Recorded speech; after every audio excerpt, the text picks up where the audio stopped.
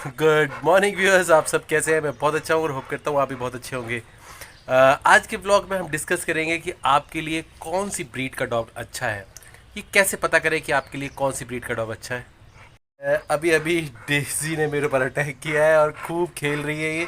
इसको बहुत मज़ा आता है मेरे हाथ को पकड़ना। मतलब ये समझती है कि ये एक तरीके से एक प्रे है।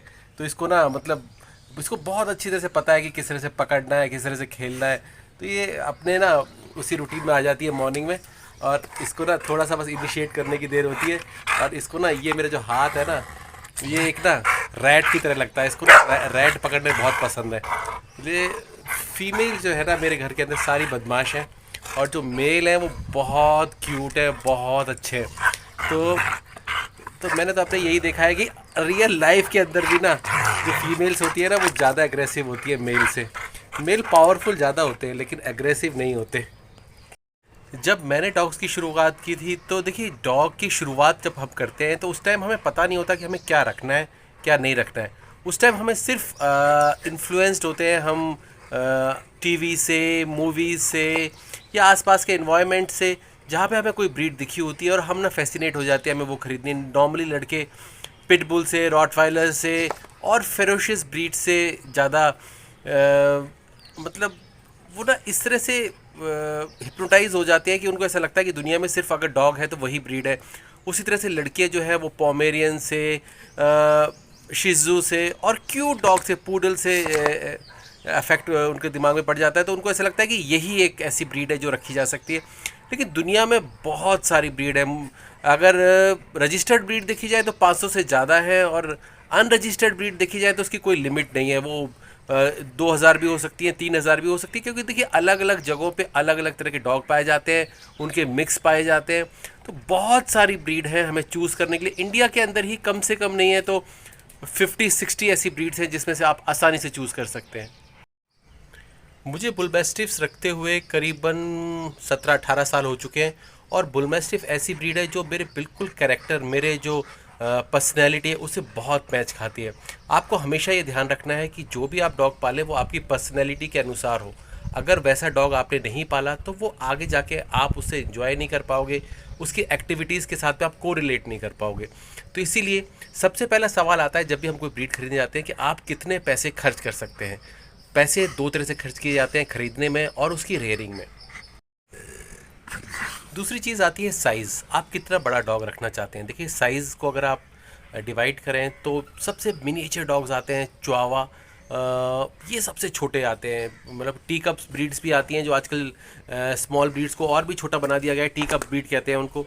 और उसके अलावा फिर आप कहते हैं कि medium size dogs. Medium size dogs को हम इस तरह से कह सकते हैं कि ये लैब के आसपास के डॉग्स होते हैं, जो लैब जिनका वेट करीबन 20 से 30 किलो होता है। जो स्मॉल ब्रीड्स होती हैं उनका वेट 5 से 7 किलो के करीब होता है। और जो जाइंट ब्रीड्स होती हैं उनके अंदर भी कुछ ब्रीड्स ऐसी होती हैं जिनका वेट 50 के आसपास होता है, जैसे रॉटवाइलर, बुल मैस्टिफ्स।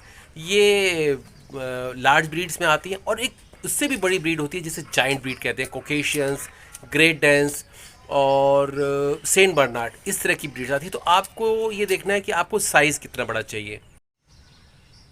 जर्मन शेपर्ड के पालने के बाद में फिर मैंने शिफ्ट किया दूसरी ब्रीड में, जो रॉटवाइलर में। रॉटवाइलर करीबन मैंने 3 साल रखे, लेकिन मेरा एक्सपीरियंस रॉटवाइलर में बहुत अच्छा नहीं रहा, क्योंकि जो डॉग फीमेल मेरे पास भी थी उसका टेम्परामेंट के कुछ इश्यूज़ थे। इसलिए फिर मैंने शिफ्ट किया दूसरी ब्रीड जो पावरफुल तो हो लेकिन टेम्परामेंट में मुझे कोई प्रॉब्लम ना हो। जो बुल मैस्टिफ्स ऐसी ही एक ब्रीड है जिसके अंदर टेम्परामेंट में इतने ज़्यादा इश्यूज़ नहीं आते।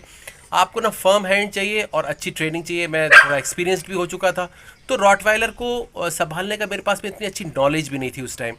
तो फिर मैंने जो शिफ्ट किया बुल मैस्टिफ में, तो बुल मैस्टिफ बिल्कुल वैसी ही ब्रीड थी जैसी मेरी पर्सनैलिटी है। मैं कभी ये नहीं कहता कि आपको ये ब्रीड पालनी चाहिए या ये ब्रीड नहीं पालनी चाहिए।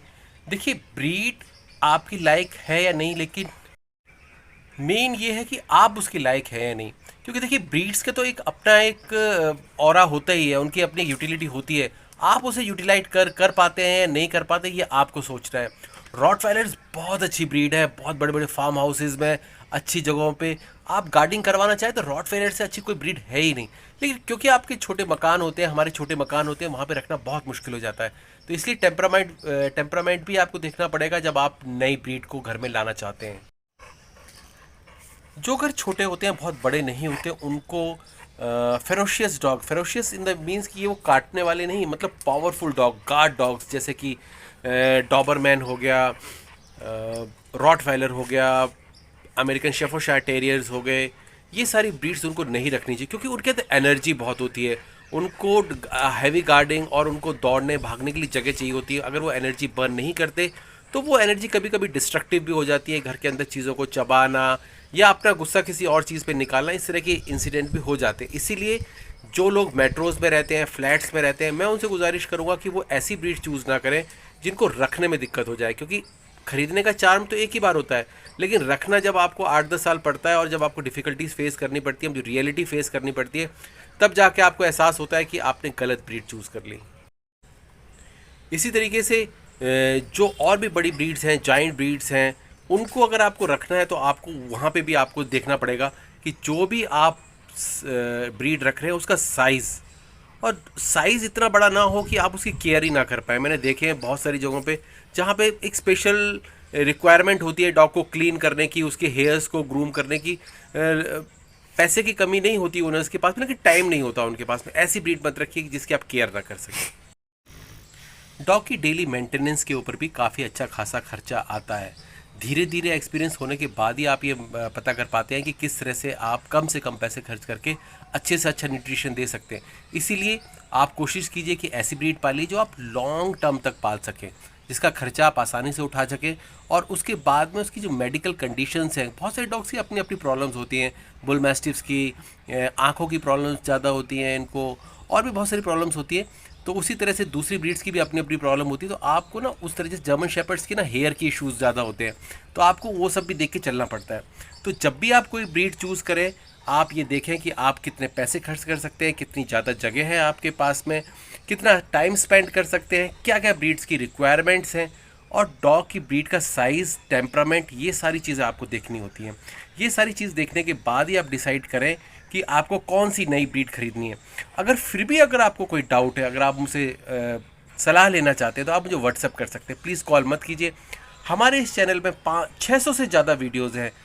ब्रीड्स की अलग अलग ब्रीड्स के ऊपर भी है, डॉग्स की हेल्थ के ऊपर भी है, बहुत सारी वाइड टॉपिक्स के ऊपर वीडियोज़ हैं। आप जाइए, देखिए। आप ड्यूरेबल कैनल टाइप कीजिए और उसके पीछे जो भी आपकी क्वेरी है वो टाइप कीजिए। मोस्ट प्रोबेबली वो आपको वीडियो ज़रूर मिल जाएगा। Thank you for watching us. Have a good day.